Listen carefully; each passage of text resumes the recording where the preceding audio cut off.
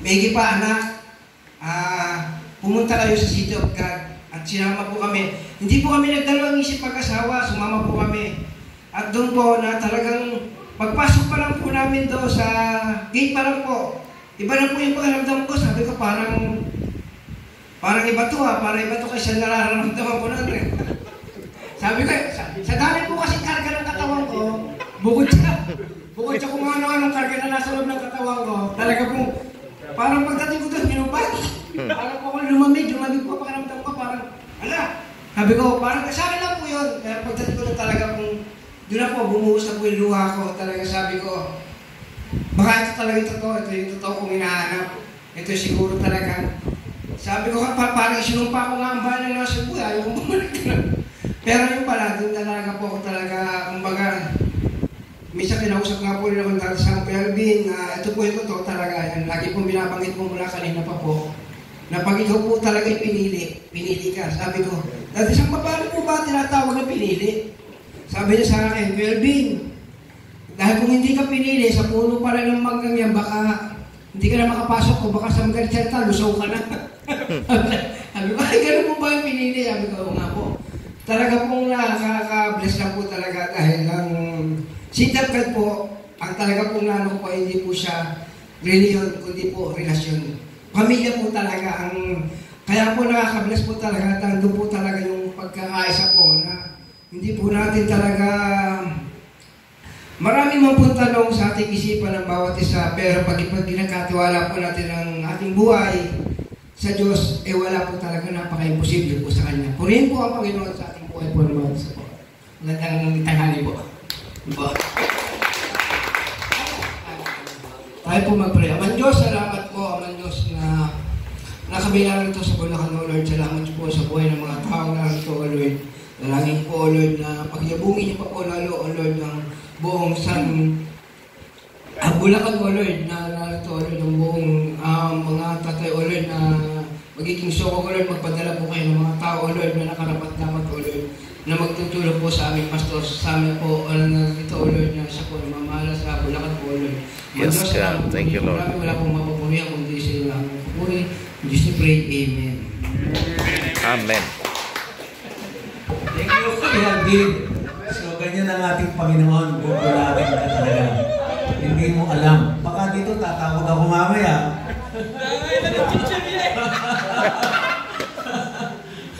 Meron po ako, yan, hindi ba? Praise God. Talaga si Kuya Gil, di ba? Hallelujah. Ito po yan, alam nyo, may narinig akong sinabi ni Kuya Gil na marami siyang karga. Totoo yan. Pero kung anting-anting yan, merong so, isang kalakasan po. Kulang pa yung kanyang testimony, kulang yun. Hindi niya naikwento na si nagtitinda ng mga, nagpupus siya ng mga pinagbabawal na, kulang po yung kanyang testimony na na-share mo sa akin. Siguro nag-aalala rin sa oras. Huwag tayong mag-alala sa oras hanggang saan tayo dito, hanggang Sabado tayo dito. Hallelujah! Marami pong pagkain dito. Amen! Marami pagkain dito. So, si Kuya Alvin po ay sila po ang tagapangalaga ng City of God, Maine. Sila pong mag-asawa. Kaya kahit kailan hindi po sila magugutom. Amen. Kasi nasa tahanan po sila ng Ama natin sa pananampalataya. Amen. Amen. Hindi magugutom mga yan. Dahil malapit po yan sa kaldero. So, salamat Kuya Alvin. Meron pang isa. Ayan. Meron pang isa. So, meron pang isa na sige po, palakpakan natin ang Panginoon. Sige po, palakpakan natin. Amen. Bago po natin ibigay ang panghuli pong magtuturo sa atin. Pagkatapos po ng pagtuturo, ihanda po natin tayo ay magkakaroon ng offering challenge sa umaga pong ito. So, ang sabi ng Panginoon, patayuin mo diyan sa pulpitong yan ang taong ito. Sino kaya ang taong ito na magpapatotoo? Ayan. Sabi ng Diyos, tawagin mo si Kuya Filin. Yo.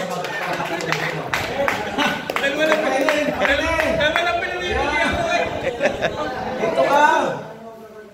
Dito ka!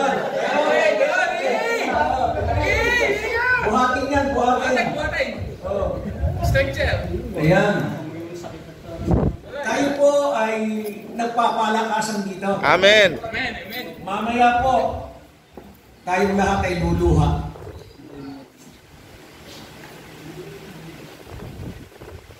Magandang gabi po. Magandang hapon. Ako yung nahihiyan talaga sa pagkasalita po dito. Pero naribisan po ko ni Pastor magsalita po. Pero sa totoo kong buhay, nung ako po bago pa lang po dito sa City of God, nung nakakala kong City of God, nagbago po lahat ng buhay ko. Amen. Dahil dati po, lahat ng bisyo alam ko. Pero nung nangyari po ko ng message ko pag yung City of God, yun na, kilala ko po ang Panginoon, inalis niya lahat ng bisyo ko, lahat ng bisyo, tsaka tapos po, lahat po ng panlayan ko siya, pinapakinggan niya. Kaya po ako pinagpala niya lagi po. Hindi totoo po ang buhay ko ngayon dati po, walang-wala. Ngayon po ako naniniwala po ako, labis-labis po ang pila ko, kaya minsan po ako nanihigay. Pag po ako naninigay po ako dahil labis po binibigay nilo sa akin, ipinapagtalot po sa ibang tao po. Ito po ang nangyayari sa buhay ko po ngayon. Kaya po nagpapasalamat ng marami sa Panginoon dahil kung man po ay nangapagbigay sa kanila, kasi kayo na po bahala sa akin dahil bigay po ng Panginoon niyo sa akin. Kaya binibless ko po din sa kanila. Yan naman po. Salamat po ng marami po.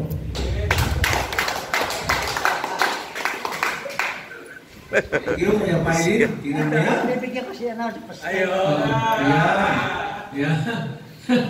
Aray kumanta ng anak. Kumanta. Kumanta ate.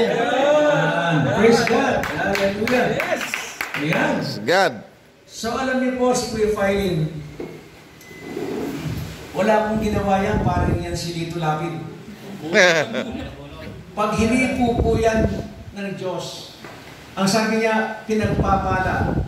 Totoo po yan. Amen. Doon sa kanyang tahanan, alam niyo po, nakaupo lamang po yan, dumarating sa kanya ang pera.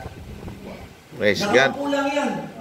Pag pindot po ng cellphone niya, pera na po yun. Praise. Ay, kaya po, napakabukas po ng palad niya. Kaya sabi ko sa kanya, hindi ka pwedeng hindi sumama sa Bulacan dahil ikaw ay magiging kalakasan ng ating aabutan. Amen. Inabutan niya. Oh. Hello? Amen. Tatanungin ko si ate, kahit ano, may mata ang palad niyan eh. Anong pangalan niyan? Ninya. Ninya, magkano yan? Magkano? Wala mo lang. Pakiramdam mo. Wala. Sa salat. Sa salat po. O salatin mo. Hindi ko mahulaan. Hindi mo mahulaan. Okay. Hinipo po. Talaga pong bigay ng bigay yan. Dito nga naman po sa sakop. Talagang ano po yan. Para bigay ng bigay yan. Kaya balik naman ang balik sa kanya. Ang pagpapala. Amen? Amen. Salamat po, Kuya Filin. Yan. Meron pa po tayong right after lunch. Meron pa po tayong second salvo. Doon po natin marinig talaga kung ano po talaga ang sopong. Doon po sa afternoon session po natin. Sana meron pa pong makarating dito po, lalo sa mga katatayan. Amen. Opo. Kailangan po ang mga katatayan, lalo po dito sa ministry. At kailangan magkaroon po dito ng security ng SOCO. baka po kidnapin ang inyong pastor dito. Wala po kayong may pantutubos. So, Hallelujah. opo. So, mamaya, maunawaan po natin ang kahalagaan ng soko sa ministeryo.